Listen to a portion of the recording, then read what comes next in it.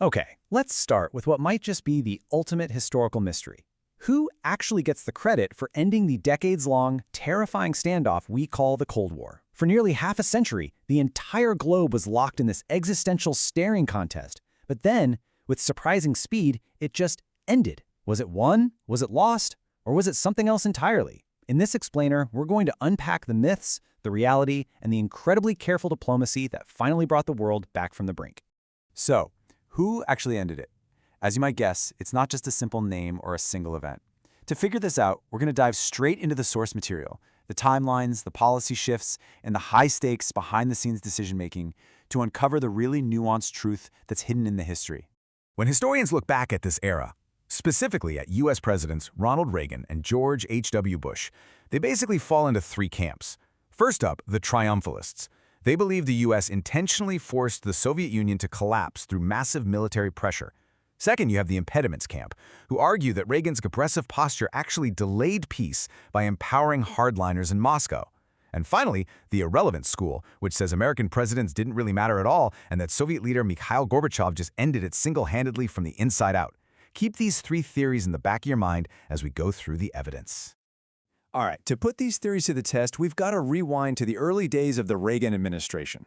Phase 1, the hardline years, running from 1981 to 1983. Now, this early period, it was all about intense confrontation.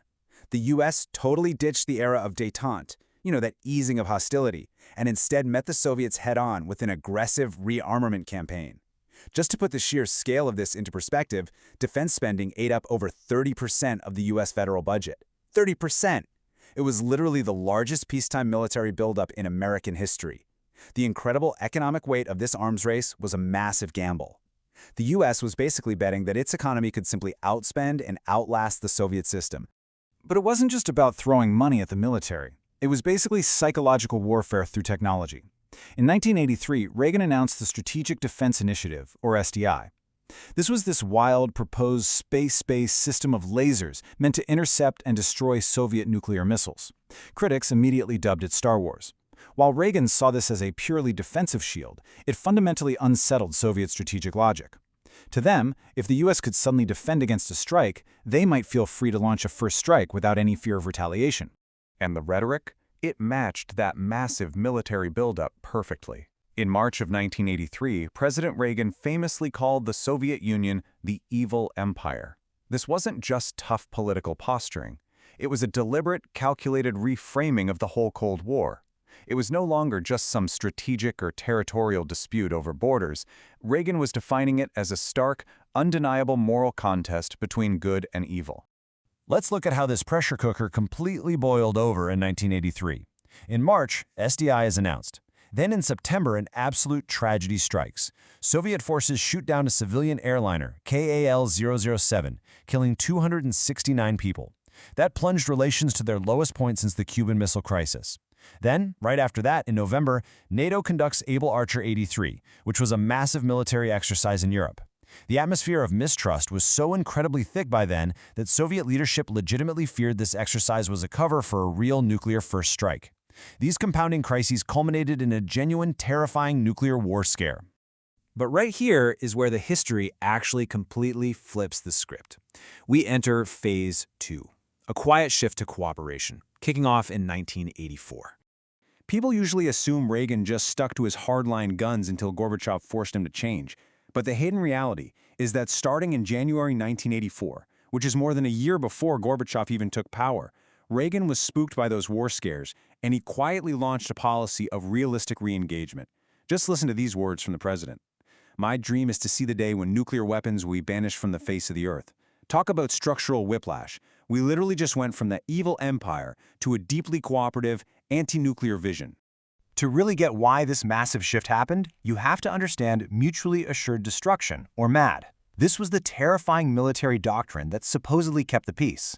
The idea was simple but grim. If one side attacks, both sides get completely wiped out. If you lived through this era, you definitely remember that existential dread. Well, it turns out both Reagan and Gorbachev deeply hated this doctrine too. They viewed relying on the constant threat of mutual slaughter as entirely immoral and dangerous. This shared, deep-seated fear of an accidental nuclear holocaust actually became the unexpected, hidden bridge across their massive political divide.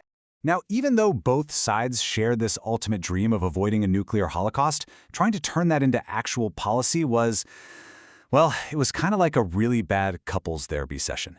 The United States believed that mistrust is what caused the arms race in the first place, so they wanted to focus on human rights, resolving regional conflicts, and open dialogue. The Soviet Union, on the flip side, felt that the weapons themselves caused the mistrust, so they wanted to strictly focus on arms control and slashing military spending. They both absolutely wanted peace, but their entirely opposite approaches caused some serious friction early on. But despite all that friction, they kept talking. The 1985 Geneva summit sort of broke the ice, but the 1986 Reykjavik summit in Iceland, that changed the world. At Reykjavik, Reagan actually agreed in principle to Gorbachev's proposal to eliminate all strategic nuclear arms within 10 years. Now, the deal ultimately stalled out because Reagan absolutely refused to give up his Star Wars program, but it was still a massive watershed moment. It proved to Gorbachev that the U.S. sincerely wanted peace. Armed with that confidence, Gorbachev felt safe enough to drastically cut the Soviet military budget and pursue massive internal reforms. You can really see this shift in a famous photograph from December 1988. There they are, standing together at the Statue of Liberty. Vice President Bush, President Reagan, and Soviet leader Gorbachev. They actually look united. This wasn't a setup of a victor and a vanquished. These were leaders actively collaborating to dismantle a global standoff. Gorbachev was revolutionizing Soviet policy with bold concessions, and Washington was deliberately supporting him. But of course, the story doesn't just end with Reagan. As the 1980s came to a close, the endgame required some incredibly delicate handling. This brings us to Phase 3, the prudent endgame.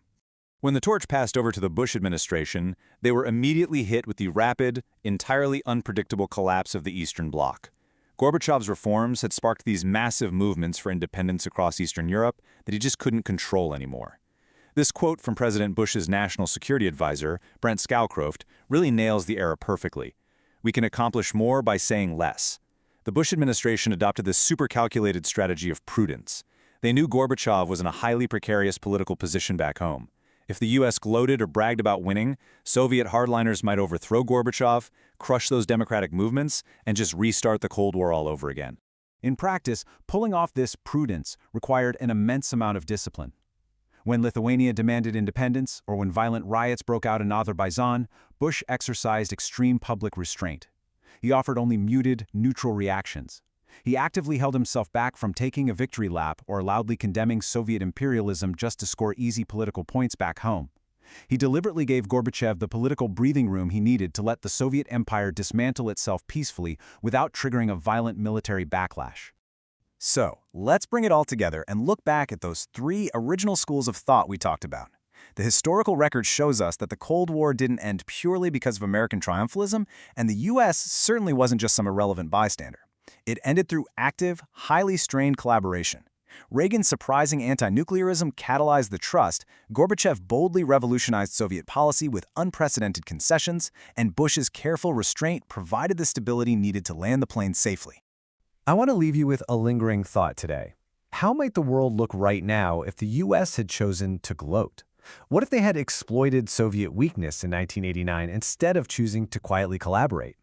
It's a really powerful reminder that sometimes the most consequential victories in history aren't won with loud declarations, but with shared ideals, quiet diplomacy, and a whole lot of prudence.